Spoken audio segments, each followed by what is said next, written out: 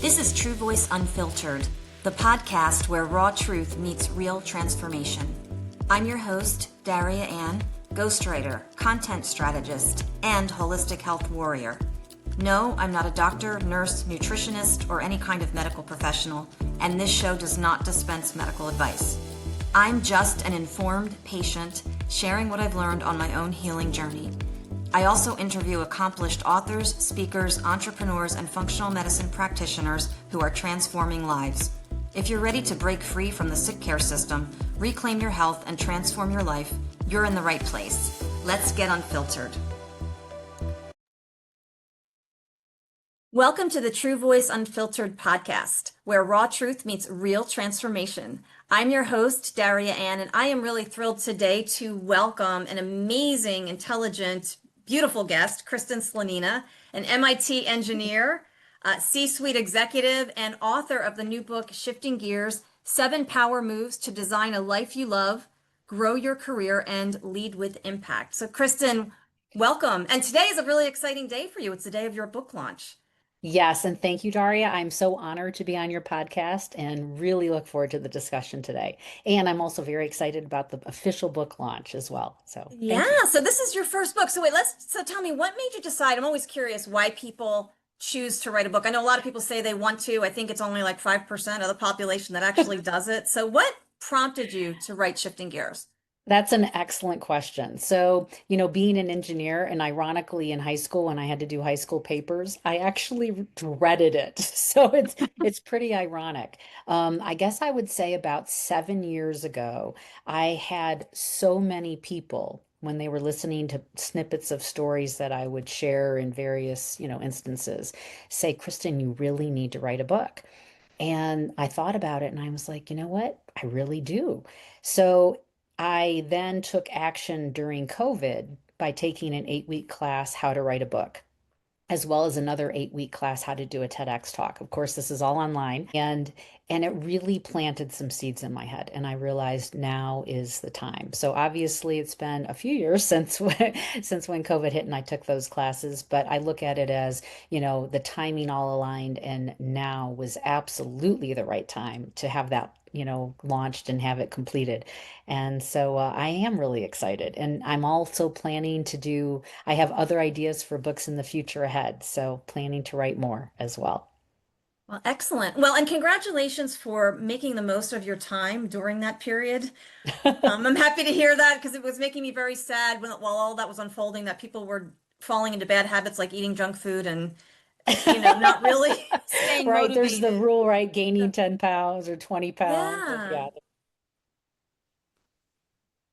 And it's really exciting because your book is officially launching today, which, my gosh, how does that feel? Like that it's finally, like today's finally the day. Oh my goodness. It's, there's a little bit of relief in there because it has been a somewhat long journey, but a very cathartic journey as well. And I feel fantastic and very excited because and for those who are going to read the book, and I really encourage you to do, it's like I am very excited about what the future holds in store for not only me but for everyone else, and letting go of that fear factor or the I can't do it. It's amazing what possibilities can really happen if you kind of let that negative stuff go by the wayside and move forward.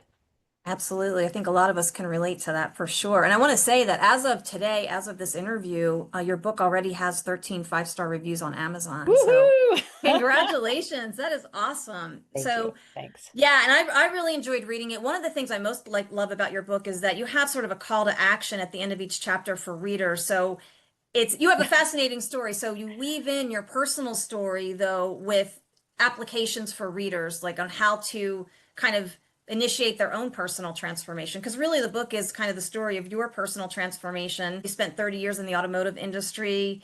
You've kind of like a big, what do I want to say, like good old boys club, and you charted a successful career path and also balanced motherhood throughout that. And Right. I have to say there were times it's not necessarily easy, when you're raising 3 boys and working and trying to balance that. So what does that look like? So I won't give away all the answers in the book, but I was hoping and my intent was to really inspire people from snippets of my stories, but more importantly, at the end of the chapters, to really be thought provoking so that others really think through some of those questions about their own lives, right?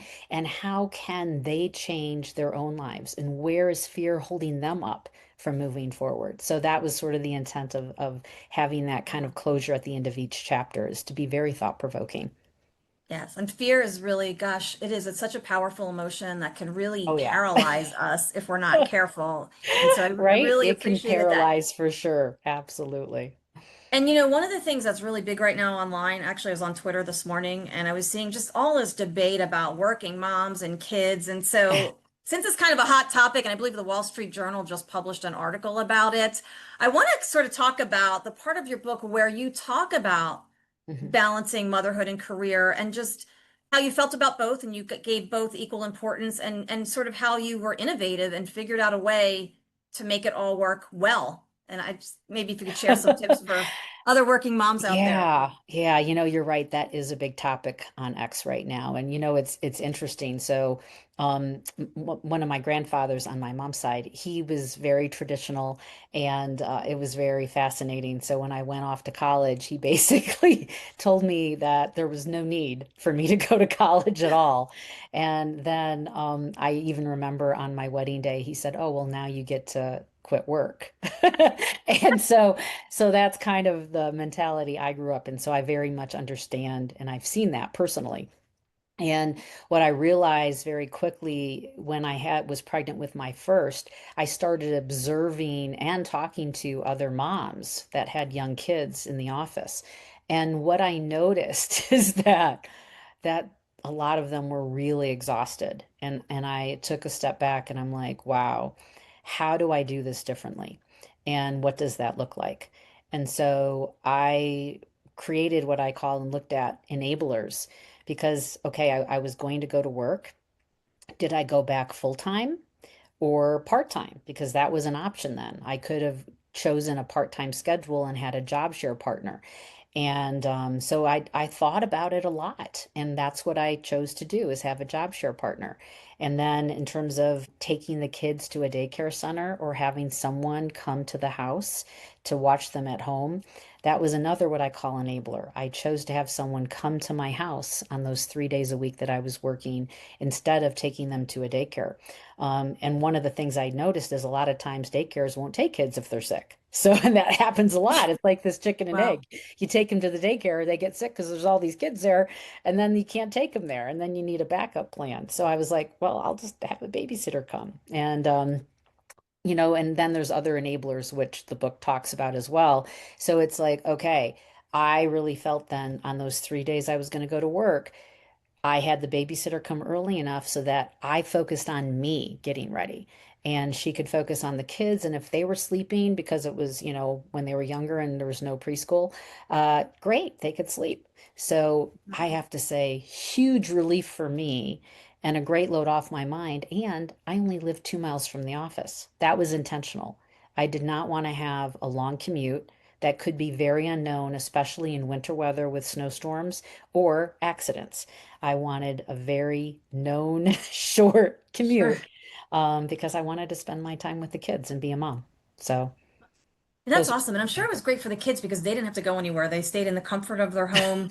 They knew they were well taken care of. You had the peace of mind of Yeah, knowing who was yeah. taking care of your kids and that they were in their own house. And And yeah, so that is their awesome. last babysitter was there for 10 years and then she actually had kids of her own. So then and they were Oh, getting older. So it was a very nice transition.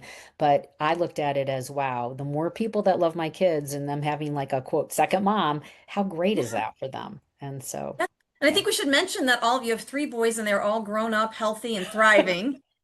I know. So Because now it's hard to believe. My youngest is 20 and then 22 and 25. So it is hard for me to believe that they are definitely all adults now. And yeah, yeah, so anyone listening, if you're a woman especially, it can be done. Takes a little creativity and commitment, but it can be done. But I It really wanted to can be talk about done. that today in light of this Wall Street Journal article because it's kind of crazy. And I mean, I don't know. Yeah. I mean, I always grew up, I mean, my parents, it was always a given that we were going to college. My sister and I have three brothers, also had three brothers. Same here. Same And here. It was non-negotiable. exactly. In fact, I think I might have said to my mom once, I don't know if I really want to go. I could probably be a writer. And she was like, you're going, and my dad was a doctor. He felt the same way. I mean, so it's kind of interesting. And then another thing I think that's a very common issue for a lot of people in our modern world too, is sort of this, kind of like just staying stuck or staying in a comfort zone with your career. Now you made a Mm, choice yeah. and a lot of people disagreed with to leave,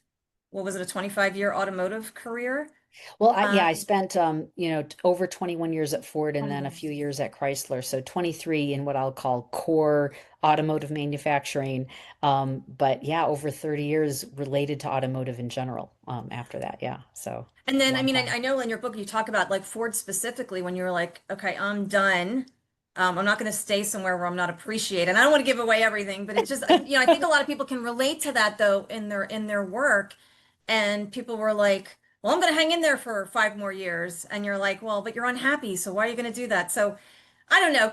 Talk about that a little bit because I think that's Yeah, because another. you're right. It is taking the plunge. And I even personally have friends that today are asking themselves the same question, right? That they're in a position and that they're not really, it's not really resonating any longer.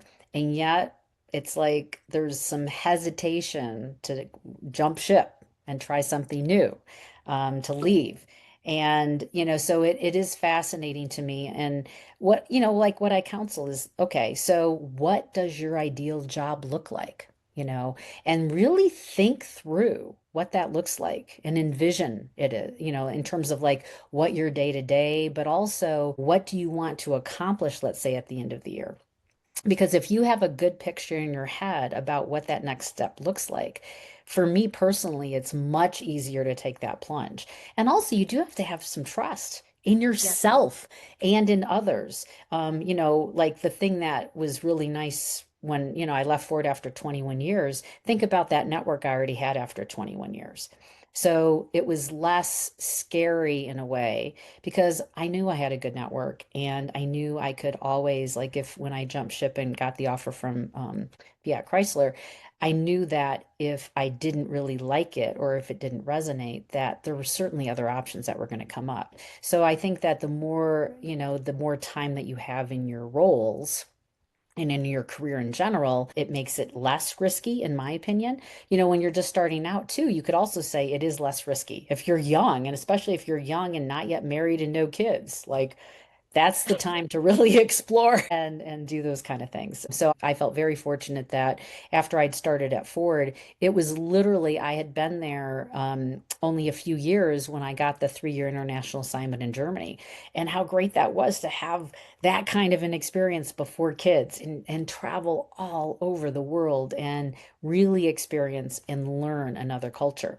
And so I think those different experiences made me a little bit more daring. It's sort of kind of self-reinforcing, right? If you have the guts to do one thing, then it's like you get more, guts to do other, fearless things as well. And so I looked at it as it's kind of an upward spiral. They keep building off of each other. And as you show yourself that you can do it, it's like, hey, I got this. It'll work out. I might not have the answers today, but it's going to come together.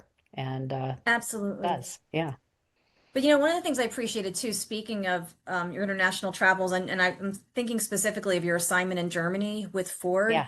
I mean, in the book, you talk about how you threw yourself into learning the language, which I think I did. differentiates you from a lot of people because you truly, I want to speak to this point because I think it applies to a lot of things in life, but you really kind of threw yourself into it and you wanted to earn their respect by It's making an true. effort to speak their language. So talk a little bit about that and maybe some of your And I have to experiences there. say, Daria, it was really hard because I minored in French. Okay. So when I started So did taking I, actually. It's funny. Yeah. German lessons, so my brain kept thinking, I think I have two compartments, English and other. So as I was, as I was, trying to learn my German, my French kept mixing up with it. And oh my God, I swear, I think it was like at least a full year after learning German that finally, like I tried everything, not only taking those two hour and a half lessons once a week, buying the VCR tape so I could watch American movies dubbed in German to try to help me listen and understand. And I've really tried forcing myself to speak it at work at all possible. And like at the market, when I'm ordering, something at the deli counter or talking to people in restaurants or whatever it was.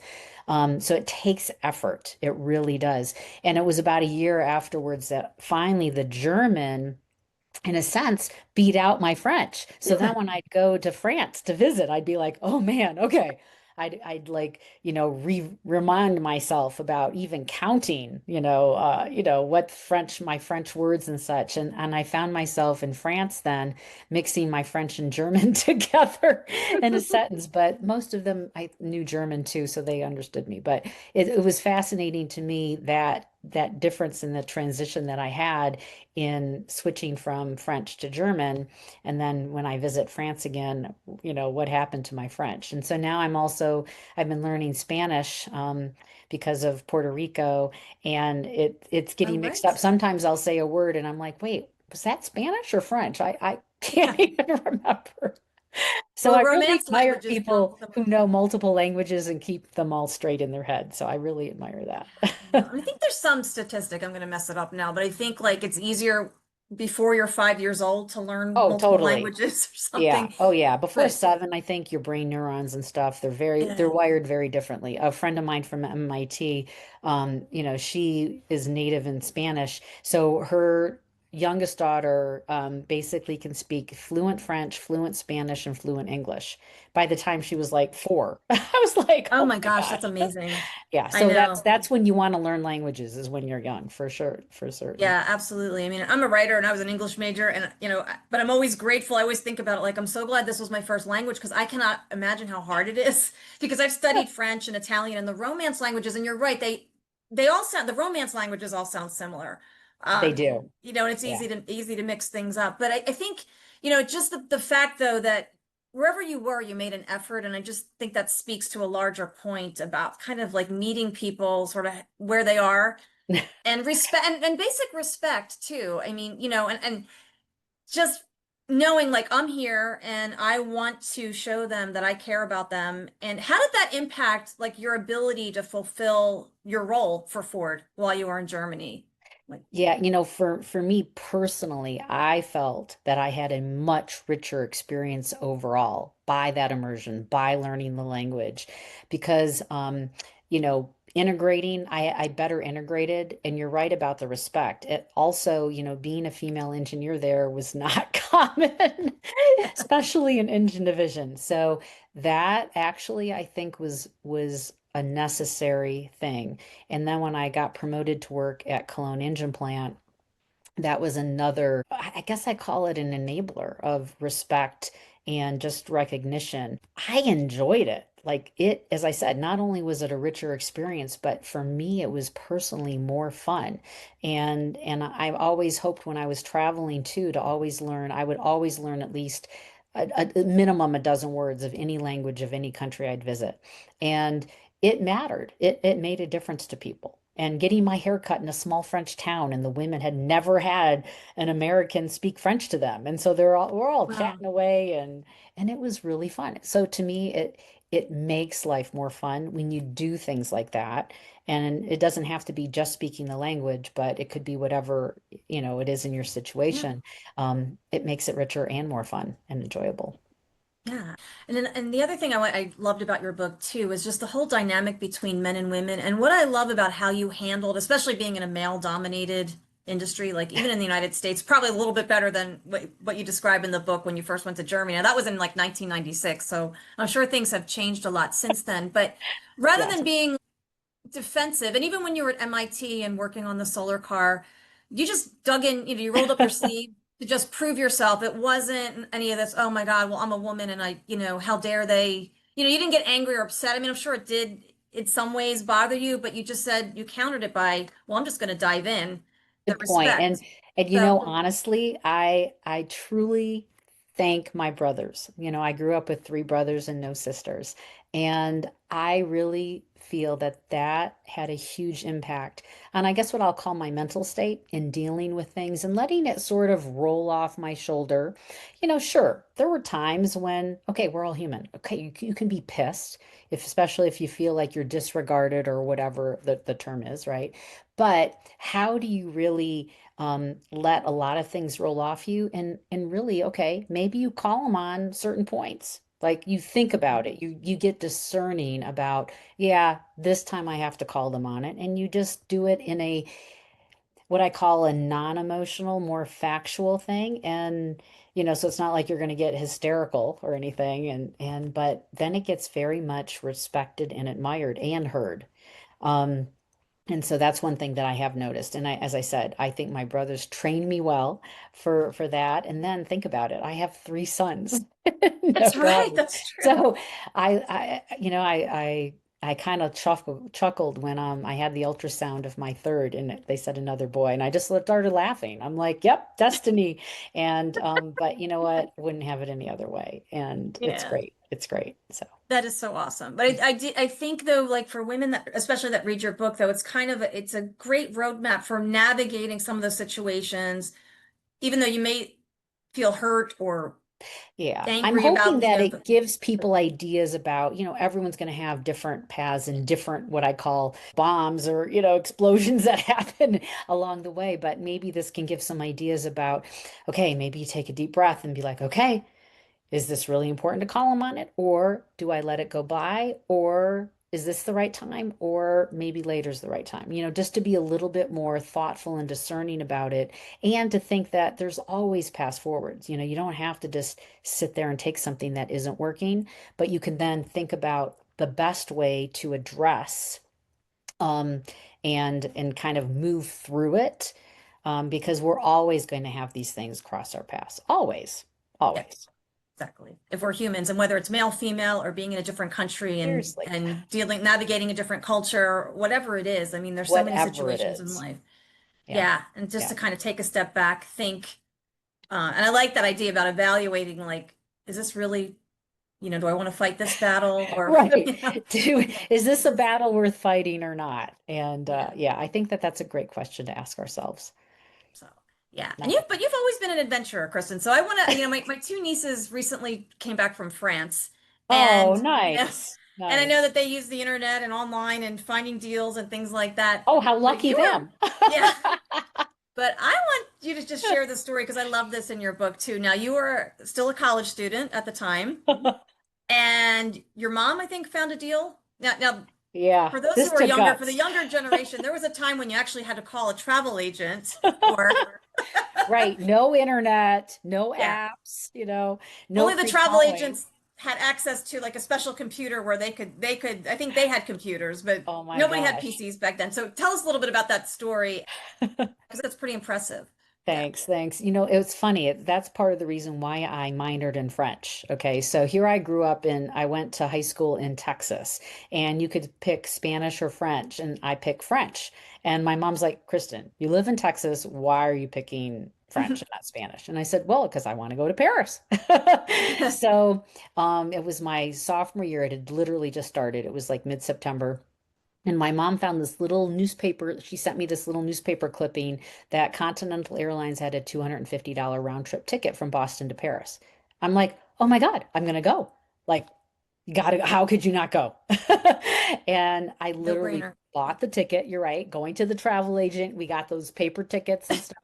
I bought the ticket and I literally didn't know where I was going to stay or what I was going to do for the 3 weeks because we had in January, MIT has independent activities period. So they want you to do something.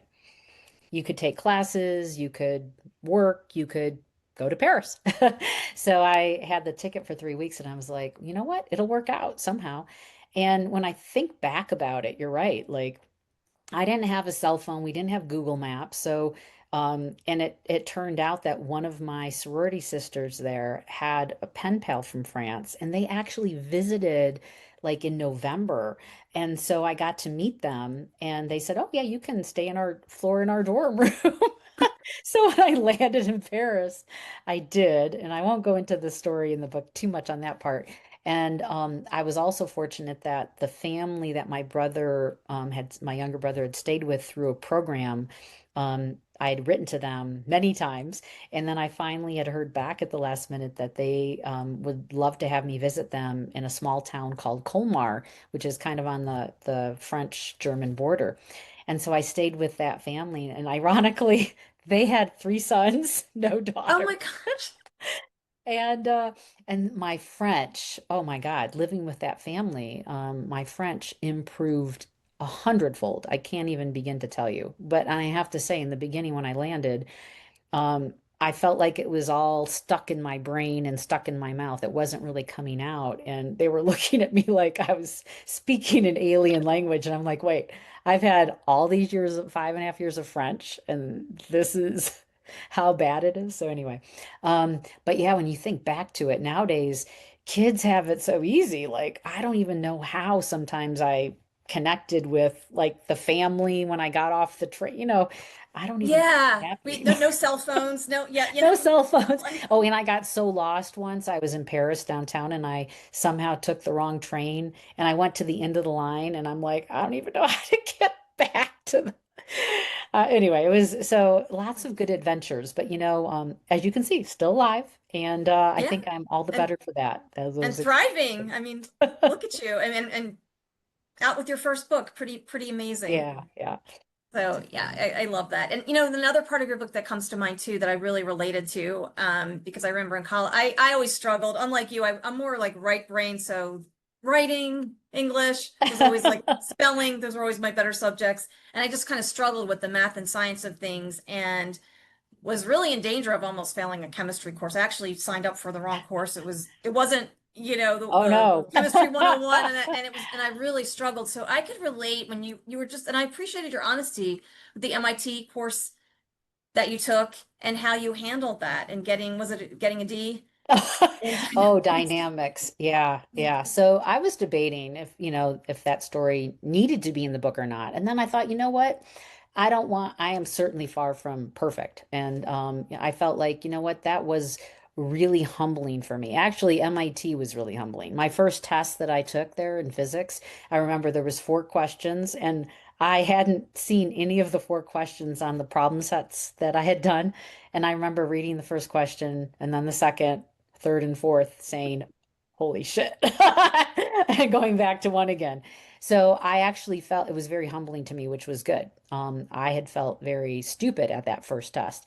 And then sophomore year, things are going great. I had already kind of, gotten in the hang of things after first semester was tough. And then second semester freshman year, I felt like everything had come together. So it was really fascinating that it was my second semester sophomore year. So I'm in dynamics class, and the thing that was strange to me, and even to this day, I'm not even sure how or why, it's not like I didn't understand it. And I did very well on the test itself, and I don't know exactly what happened on the final, and I totally bombed it, and I ended up getting a D.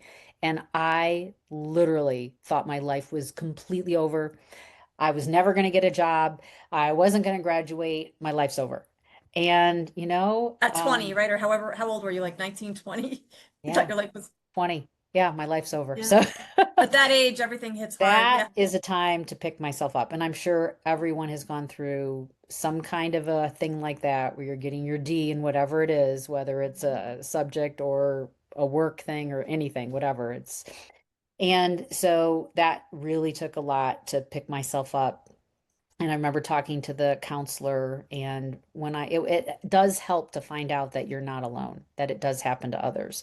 And I picked myself right up, and I still had that amazing internship at Digital Equipment. I got into the internship program, engineering internship program, which was hard to get into. And what was fascinating is by the time I graduated, my GPA I was able to completely raise that up. And when I took the class again, got a high B plus. And I swear to God, I barely even studied. My friend who Wow. was in the class with me was so annoyed with me because he was like, you're messing, I have to focus. And I was just like, I got anyway. So I didn't even need to study. And also my GPA when I graduated was a 4.3 out of a 5.0. So I was totally fine with that. Wow. And as you can see, it did not ruin my life. I got a job. I not only graduated, but I got into the 5-year bachelor master's program. So I had both degrees in 5 years.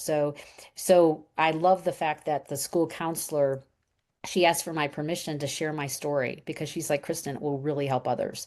And, I said, Aw. absolutely. Like, because it's devastating, they're all high achievers there. And so it's humbling. And sometimes I think that those kind of humbling experiences need to cross our paths. And I became stronger and better going through that. No, and I'm so glad that you included that story because I could, like I said, I could truly relate to it. It brought back memories, and it's so true. And whatever it is, whether you're in college and it's a class, or maybe you fail at something as an adult, or you don't Right? get that promotion, or whatever it is, I mean, it's so easy to just fall into despair, but there's always a It's so lesson. easy to. Yeah, So easy to. Yeah. yeah. And I think I love the way the counselor handled that too. And Yeah, I love she, that. oh, brilliant. Yeah. I will And always appreciate her. yeah, and then now you're doing that through your book and sharing, being willing to share these stories with readers to help inspire Oh, other yeah, people. yeah. And So what I'm really looking really, forward to, part of the reason of writing the book is, okay, how to really help others. And I felt that by writing this book could help them. And I'm really looking forward to people, you know, not only reading it, but I have the website on there and the link is in the book. I have the gifts, free gifts in there, but I also really want to truly hear the feedback of what might be working, what's not working, what are some of their stories that help them get through really tough times, or when did they take like their leap of faith doing something fearless. I'm really looking forward to hearing that from what I yeah, call this new community that I can see developing, and for me yeah, that's rewarding as well. Yeah. definitely. Yeah, and we might as well, this might be a good time to let everybody know where they can find you, your website, Oh, and other absolutely. places. I got a few more questions for you, but let people know where So they can find you and find the book. yeah, so the book is on Amazon, and the website is Kristin Slanina, so my first name and last name.com. And so yeah, I would love for them to check out the book and check out the website. And as I said, write me. I really want Yeah. to hear from them. Yeah. And I love the free gift. I am actually Oh, using thank that myself right now Oh, good. to make Thank some you. changes. But I also wanted to mention, I can't let you go without at least talking a little bit about EVs and the future of mobility, because I really was fascinated reading about the Charge Across America. Oh my Um, gosh, that was and great. Yeah. I think I want to just let people know that they can expect this when they read the book as well. So tell us a little bit about that, Kristen, and where things are going and your involvement. Yeah, so this is, it still blows my mind sometimes when things cross my path. So, my senior year at MIT, 1991, was co-captain and driver of the MIT solar car team. And, we did 3 races. And so in the book, I actually had found during COVID, when I did closet cleaning, I found the actual newspaper clippings. There was about like, I have about 10 of them.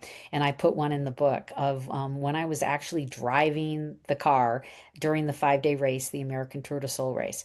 So, what was so fascinating to me is how this Charge Across America came into fruition literally on the 30th anniversary of when I was co-captain of the solar car team and doing those races. So I'm like, whoa, how could I not do this race? Like the race, the whole premise was driving electric vehicles from New York to LA. So, right, like that cannonball run, like from the movie. Um, I remember and that it had movie. always been Yeah. on my list. Like, hey, how cool would it be to just drive across the US? So, not only was I thinking, whoa, this is too unbelievable that driving from New York to LA, but in all EVs. And the plan had been have teams of people and have it professionally filmed and have like a 10-day journey across America. And at first, I'm like, what do I know about developing a race and professional filming for NBC Sports? Like, what do I know about this? And the plan was to have 2 big events. And it's fascinating how things really came together.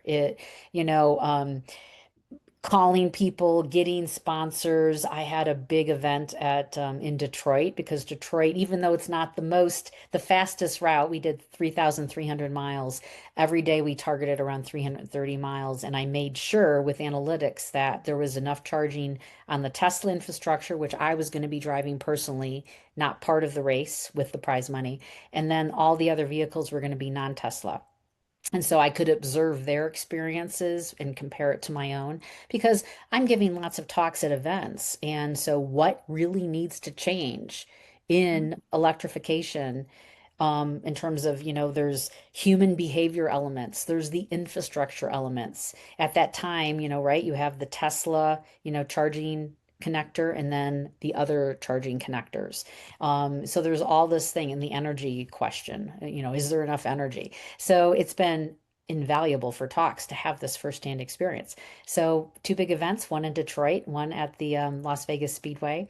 So I included a couple of pictures of that from the Charter Across America event in the book, and so rewarding. I mean, Yeah. not only just these people were strangers, and some of the teams, I had two people in a car had never even met, and just the camaraderie that you saw after the 10 days, and literally at day 2 I thought some of my non-EV people the teams, they were so frustrated I thought they might walk away, but they hung in there, and literally it was probably around the fifth or sixth day that they all like were loving their EVs.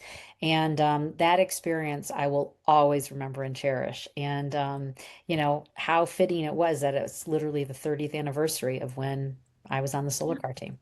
So I'm gonna have to look up the number three because it seems like the number three kind of follows you around in some three brothers, three I know. sons, 30 years. 30 years, yeah, I agree. There's That's there's very, symbolicness with that. very, very interesting.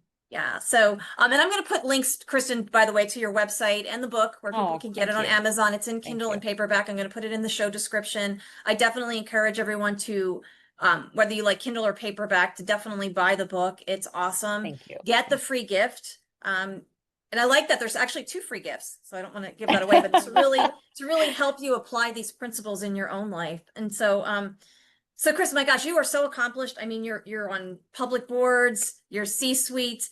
I want to ask you though, what are some of your other, I'm sure you have other goals because you're the kind of person that's kind of always moving forward. So what are some of your bigger goals from here? You've written your first book. What are some of your plans for the future? Yeah, that's a really good question. I know this sounds extremely cliche because everyone's like, oh, we want to make this world a better place. Um, that is part of the reason why the solar car team, my senior year in college, resonated with me is because we literally wanted to change the world for the better. How do we get clean energy? And that has sort of stayed in my blood as well and grown throughout these 30 plus years. In fact, I literally just this morning got an email from the alumni committee at MIT that our class reunion. I'm having my 35th class reunion for MIT this coming June, and they asked me to be in charge of one of the committees. So I was like, how did 35 years fly by so quickly? So anyway, but all through these 35 plus, years of, since graduating, really wanting to make it better. And what's fascinating is, the journey that I've taken, which, the readers can read more in the book. um, there's certain things like the move to Puerto Rico was how do we help it be more sustainable, more resilient and independent? And the readers can read more about the details of that in the book. I also talked in the book about a movie that really resonated with me, called Common Ground. And I am a big proponent about health and nutrition, eating well. I find that then you have clearer thinking, and that book really resonated with me. So one of the things that I'm planning to do after watching that movie again just last night, in fact, is let's kind of create a playbook. How can other farmers, at least in the U.S. first, and then on the world, really do this transition in a seamless way?